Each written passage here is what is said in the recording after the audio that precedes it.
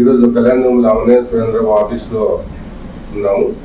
ఇక్కడ నియోజకవర్గానికి ఏమి డెవలప్మెంట్ చేస్తాడని కానీ, ఏ విధంగా మనకి నిరుద్యోగ సమస్య ఉంది కాబట్టి దానికి ఏ విధంగా అన్న మనకి హెల్ప్ చేస్తారని ఒకసారి అన్నను పలకరిద్దాం. నమస్కారం. కళ్యాణ నియోజకవర్గంలో డెవలప్ చేయాల్సిన చాలా అంశాలు ఉన్నాయి. ముఖ్యంగా ఇక్కడ వీళ్ళకి సాగునీరు కానీ తాగునీరు కానీ రెండు కూడా ఎక్కడ లేవు. వాళ్ళకి చాలా అధ్వానమైన పరిస్థితుల్లో ఉన్నారు. ఎందుకంటే ఇక్కడ ఏ గ్రామానికి వెళ్ళినా ప్రజలు ఒకటే అడుగుతున్నారు, మాకు తాగునీరు లేదు, చాలా ఇబ్బందులు పడుతున్నాం, బోర్లోని నీళ్ళు ఎండిపోయినాయని, తోటల్లో కూడా లేవు అని చాలా ఇబ్బందులు ఉన్నారని చెప్తున్నారు. వాళ్ళకి మనం ఒకటే హామీ ఇస్తున్నాం. రాబోయే 2.5 సంవత్సరాల్లో బీటీపీ ప్రాజెక్ట్ పూర్తి చేసి 114 చెరువులు నీళ్ళు ఇచ్చి ఖచ్చితంగా వాళ్ళందరూ కూడా సాగునీరు అందిస్తామని తెలియజేస్తున్నాం. అలాగే తాగునీరు కోసం ఏదైతే ఉన్నాయో తాగునీరు కోసం కూడా ఏదన్నా మన చంద్రబాబు నాయుడు గారు ముఖ్యమంత్రి అయిన తర్వాత దానికోసం స్పెషల్ ఫండ్స్ తీసుకొచ్చి ప్రతి గ్రామంలో కూడా ఒక ఇంటింటి కుళాయిలు వేసే మా సూపర్ 6 పథకాల్లో ఒకటిగా ఉంది. అది కూడా నెరవేరుస్తామని తెలియజేస్తున్నా. అలాగే యూత్ అందరూ కూడా చాలా ఇబ్బందులు ఉన్నారు. చాలా మంది చదువుకున్న పిల్లలు ఇక్కడ ఈ ఉన్నారు. వాళ్ళందరూ కూడా ఉపాధి కల్పించాల్సిన అవసరం ఉంది. ఎంతైనా కానీ ఏదైతే పరిశ్రమలు ఏవైతే బాగుంటాయని ఒకసారి అన్ని పరిశీలించి, ఎందుకంటే మనకి ఏపీఐసిసి ల్యాండ్ కూడా 1000 ఎకరాల దాకా ఇక్కడ అందుబాటులో ఉంది. కాబట్టి దానికి కావాల్సిన మౌలిక సదుపాయాలు అంటే నీళ్లు కావచ్చు, రోడ్లు కావచ్చు, ఇవన్నీ ఏర్పాటు చేయాలంటే ఖచ్చితంగా ఇండస్ట్రీకి సంబంధించిన వాళ్ళు ఉన్నా కూడా మంచి ఇండస్ట్రీ పెట్టడానికి అవకాశం ఉంటుంది. కాబట్టి వాళ్ళ యూత్కి కూడా ఒక రకమైన ఉపాధి కల్పించవచ్చు. ఎందుకంటే చాలామంది యువతులందరూ కూడా చాలామంది వలసలో బెంగళూరులో ఉన్నారు. కనీసం అంటే 20,000 దాకా వలసగా వెళ్ళినారని పనిచేసుకోవడానికి. మరీ ముఖ్యంగా నర్సింగ్ స్కూల్ అనేది ఒకటి వెరీ ముఖ్యమైన అంశం కూడా. అది పెట్టగలిగితే అమ్మాయిలకంతా చాలా ఉపయోగంగా ఉంటుంది. ఎందుకంటే దేశ విదేశాల్లో కూడా నర్సింగ్కి బాగా డిమాండ్ ఉంది. ఆ డిమాండ్ ఎప్పుడైతే డిమాండ్ ఉంటుందో బాగా చదువుకుంటే అమ్మాయిలు కాబట్టి వాళ్ళకి మంచి అవకాశాలు ఉంటాయి. కాబట్టి ఖచ్చితంగా ఉద్యోగాలు వాళ్ళ తల్లిదండ్రులందరూ కూడా వాళ్ళు బాగా చూసుకునే అవకాశం ఉంటుంది. ఇక్కడ చాలా సమస్యలు ఉన్నాయి. రోడ్డు సమస్యలు కూడా చాలా ఉన్నాయి. గ్రామం పిల్లలంటే రోడ్డు కూడా సరిగ్గా అవన్నీ కూడా బాగా చూసుకోవాల్సిన అవసరం ఉంది. ఏది ఏమైనా కూడా రాబోయే కాలంలో చంద్రబాబు నాయుడు గారు ముఖ్యమంత్రి అయిన తర్వాత నేను ఎంపీ గారు ఇద్దరు ఎన్నికైన తర్వాత సమిష్టిగా కృషి చేసి ఈ ప్రాంతాన్ని అభివృద్ధి చేస్తామని తెలియజేస్తున్నాను. సరే, ఇదే పిడి రంగయ్య ఎంపీగా ఉన్నప్పుడు మనము 10 days బ్యాక్ ఆయన ఇంటర్వ్యూ చేసి అడిగాము, మన రాజధాని ఎక్కడ ఉంది, చాలా మంది ఎక్కడ రాష్ట్రాలకు పోయినా మన రాజధాని ఎక్కడుందని ప్రశ్నిస్తున్నారు. దాన్ని మనం అడిగితే అది గతం, మనం ఏం చేయలేము, ఇప్పుడు మన నియోజకవర్గంలో ఏం డెవలప్ చేయాలని దాని గురించి మాట్లాడాలని చెప్పాడు. పోలవరం కానీ రాజధాని కానీ ఎంపీ పరిధిలో ఉంటుంది కాబట్టి ఆయన ఇంటర్వ్యూ చేసాం. ఆయన దగ్గర సమాధానం లేదు. రాజధాని అనేది నాకి నీకి ఇంకోరికి అనేది కాదు. ప్రతి ఒక్కరికి రాజధాని అనేది అవసరము. అది ఎంపీ రంగయ్య కావచ్చు, లేదా సురేంద్రబాబు కావచ్చు, లేదా అంబికా లక్ష్మీనారాయణ గారు కావచ్చు, ఎవరికైనా కావచ్చు, రాజధాని అనేది అది ఒక ఉండాల్సిన అవసరం. ఏదేమైనా వాళ్ళు జగన్ రెడ్డి కట్టలేకపోయాడు కాబట్టి దానికి వాళ్ళు ఏం సమాధానం చెప్పాల్సి తెలియక ఈ విధంగా ఏదో చెప్పేసి వెళ్ళిపోవచ్చు. కానీ ఖచ్చితంగా రాజధాని అనేది మనకి నిర్మించుకుంటా. అందుకోసమే ఆల్రెడీ 33,000 ఎకరాలు ల్యాండ్ అక్వైర్ చేశాడు చంద్రబాబు నాయుడు గారు. కొన్ని ఆల్రెడీ ఫౌండేషన్స్ కూడా వేశాడు. అవన్నీ కూడా ఆయన ముఖ్యమంత్రి అయిన తర్వాత కూడా పునః ప్రారంభం అవుతాయి. అవి శరవేగంగా కూడా రాజధాని నిర్మాణం కావడానికి అవకాశం ఉంది. ఎందుకంటే కేంద్రంలో నరేంద్ర మోడీ గారు ప్రభుత్వం రాబోతుంది. కాబట్టి ఆయన సహకారంతో మన రాజధాని నిధులు కూడా తెచ్చి మన రాష్ట్రాన్ని అభివృద్ధి చేసుకోవాల్సిన అవసరం అయితే. ఇదే నియోజకవర్గంలో కళ్యాణంలో ఉషారాణి మేడం ఎమ్మెల్యే గెలిచి విశిష్టాంశ మంత్రిగా కూడా ఇక్కడ నిధులు నిర్వహిస్తున్నారు.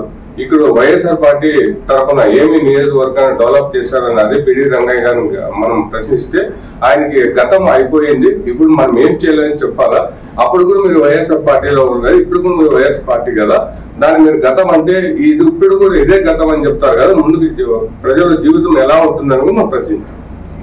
అందుకోసమే ప్రజలు రెడీగా ఉన్నారు. వాళ్ళకి సిద్ధంగా వాళ్ళకి వెనుక పంపడానికి.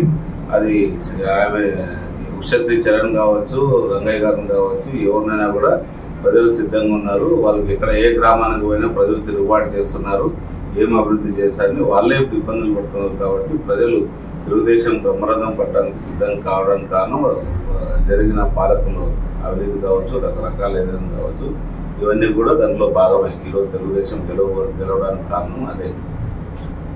మన కళ్యాణదుర్గంలో ఇంతకుముందు ఉషా రాణి ఎమ్మెల్యేగా ఉన్నప్పుడు మన టీడీపీ వాళ్ళే చాలా మంది సపోర్ట్ చేసి ఆయన గెలిపించారు. ఉమామహేశ్వర టికెట్ ఇచ్చినా కూడా ఓడించడం. ఇప్పుడు అదే ఉమామహేశ్వర మన టికెట్ రాలేదని వైసీపీలో పోవడం జరిగింది. దాని మీద భారీ మెజారిటీతో వైసీపీ పేడి రంగాన్ని గెలిపిస్తామని ఆయన శపథం చేస్తున్నారు. దాని మీద మీ అభిప్రాయం? అతను టికెట్ ఇవ్వలేదని ఏదో శబ్దాలు చేసి అది నాకు సంబంధించిన విషయం కాదు. ఆయన పేరు ఉషా రాణి గారు, ఉషశ్రీ చరణ్. కాబట్టి మనము ఏదైతే ఉందో ఉషశ్రీ చరణ్ గెలవడానికి ఓడడానికి అని కాదు. రాష్ట్రంలో అప్పుడు 2019లో రాష్ట్రం అంతా కూడా తెలుగుదేశం వైఎస్ఆర్సీపీ వేవ్ వచ్చింది. జగన్కి ఉన్న దాంట్లో భాగంగా ఇక్కడ కూడా గెలవడం జరిగింది తప్ప ఎవరికో తెలుగుదేశం నేను మోసం చేస్తుంటారని అనుకోవట్లేదు. ఎందుకంటే రాష్ట్రంలో ఏ విధంగా వేవ్ వచ్చిందో ఇక్కడ కూడా అదే ప్రాంతంలో వాళ్ళు గెలిచారు అంతే తప్ప ప్రత్యేకంగా దీంట్లో ఒక కుట్ర అనేది లేదని నా అభిప్రాయం. ఈ నియోజకవర్గంలో ఎంపీగా నిలబడిన మన టీడీపీ తరఫున అంబిక అనుకుంటున్నాడు. ఒకసారి విచారిద్దాం. మనకి ఈ నియోజకవర్గానికి ఎంపీగా గెలిచిన తర్వాత ఏమి ప్రాధాన్యత ఇస్తాడు? ఈ నిరుద్యోగ ప్రజలకి కళ్యాణ నియోజకవర్గంలో చాలా మంది వలసపోతున్నారు. దాని మీద అందరికీ ఒకసారి అడగదాం. అందరికీ నమస్కారం అండి. ప్రత్యేకంగా ఈరోజు అనంతపురం పార్లమెంట్ నుంచి తెలుగుదేశం పార్టీ అభ్యర్థిగా పోటీ చేయడానికి అవకాశం కల్పించినటువంటి మా జాతీయ పార్టీ అధ్యక్షులు నారా చంద్రబాబు నాయుడు గారికి, లోకేష్ గారికి, బాలకృష్ణ గారికి హృదయపూర్వక తెలియజేసుకుంటూ మంచి అవకాశం ఇచ్చారు నాకు. ఎందుకంటే ఈ ప్రాంత ప్రత్యేకించి భారతదేశంలోనే అత్యంత వర్షపాతం నమోదైనటువంటి అనంతపురం జిల్లాని ఈరోజు రైతాంగాన్ని ఆదుకోవడానికి ఈరోజు ఉన్నటువంటి 5 సంవత్సరాల పరిపాలనలో ఈ ప్రభుత్వం పూర్తి నిర్లక్ష్యం నిర్వహించి ఇప్పుడు దాదాపుగా 45 లక్షల ఎకరాల్లో పంటల పంట కరువు లేఖనం చేస్తూ ఉంటే కనీసం సమీక్ష సమావేశం ఏర్పాటు చేసి మంత్రుల సమావేశంలో ఈ రైతులకు ఏం చేయాలి, వీళ్ళు ఎలా ఆదుకోవాలి, పరిస్థితి కనీసం చర్చించేటువంటి పాపనలో కూడేటువంటి ప్రభుత్వం ఈరోజు వచ్చింది. కాబట్టి ఈ ప్రభుత్వాన్ని ఖచ్చితంగా మనం ఇంటికి పంపించాల్సిన అవసరం కాబట్టి మేము మంత్రులు ఒకటే కోరుకుంటున్నాం. ఈ రాష్ట్ర వ్యాప్తంగా అన్ని రకాలైనటువంటి అభివృద్ధి కార్యక్రమాలతో పాటు జిల్లాస్థంగా చేపడుతూ ప్రత్యేకించి నిరుద్యోగ సమస్య కోసం మేమందరూ కూడా కృషి చేస్తూ ఈరోజు నియోజకవర్గ వ్యాప్తంగా ప్రతి కేంద్రంలో కూడా స్కిల్ డెవలప్మెంట్ సెంటర్లు ఏర్పాటు చేసి తద్వారా యువతకి ఉపాధి కల్పించే దిశగా మేము ప్రయత్నాలు చేస్తాం. ఎందుకంటే గతంలో అంబికా ఫౌండేషన్ ద్వారా నేను చాలా జాబ్లు నిర్వహించాను. అదే మాదిరి ఇప్పుడు స్కిల్ డెవలప్మెంట్ సెంటర్స్ ఏర్పాటు చేసి తద్వారా కూడా అనేక చోట్ల పరిశ్రమలు కావచ్చు, ఐటీలు కావచ్చు, వివిధ రకాలైనటువంటి పారిశ్రామిక రంగాల్లో వాళ్ళకి ఉద్యోగం కలిగించే అవకాశం తీసుకొస్తాను. అదేవిధంగా అనంతపురం జిల్లా కేంద్రంలో అనంతపురం పార్లమెంట్ సేవా కేంద్రం అని చెప్పేసి ఒకటి ఏర్పాటు చేసి తద్వారా కేంద్ర ప్రభుత్వం నుంచి రావాల్సినటువంటి నిధులు ఏమైనా ఉంటే మన రాష్ట్రానికి, అదేవిధంగా రైతుల సమస్యలకి సబ్సిడీ కావచ్చు, రైతులకు కావాల్సినటువంటి ఇతర అవకాశాలు ఏవైతే మెరుగుగా ఉన్నాయో అవన్నీ కూడా చాలా మంది ఇక్కడి నుంచి అప్లై చేసుకోక అవన్నీ అవకాశాలు మెరుగున పడుతున్నాయి. కాబట్టి వాటి మీద దృష్టి పెట్టి ఎప్పటికప్పుడు సమాచారం తీసుకొచ్చి మనందరికీ కూడా అందుబాటులో లేని సేవా కేంద్రంలో ఎవరు వెళ్ళినా ఏ సమస్య తీసుకెళ్ళినా ఆ సమస్యలు పరిష్కారం చేసి దిశగా నేను ప్రయత్నం చేస్తాను. ఇదే పిడి రంగ ఎంపీగా గెలిచాడు వైఎస్ఆర్ పార్టీ తరఫున. ఆయన బాధ్యత మనకి రాజధాని ఎక్కడుందా కానీ, పోలవరం ఎక్కడుందా కానీ, ఆ పోలవరం డెవలప్ కానీ, మన నియోజకవర్గానికి వాటర్ ఇవ్వడం కానీ అది గతం అన్నవడం. ఇతడు ఎమ్మెల్యేగా ఇదే నియోజకవర్గం వచ్చాడు. అతను గతం తర్వాత అదే వైఎస్ఆర్ పార్టీ ఇక్కడ ఎమ్మెల్యేగా వస్తా దానికి ఏం డెవలప్ చేస్తాడో అది అయిపోయింది వైసీపీ తరఫున. ఇప్పుడు మనం ఏం చేస్తామని చెప్పి చెప్తున్నాం. అవే వైఎస్ఆర్ పార్టీ పరిస్థితి అయిపోయింది, ప్రభుత్వం ఏర్పాటు చేసిన పరిస్థితి లేదు. ఇది ప్రజలందరూ పుట్టకంతా ఎక్కడికెళ్ళి చెప్తారో బ్రహ్మరథం పడతారు. మేము వేసినటువంటి ప్రచార కార్యక్రమాలు చూస్తున్నాము.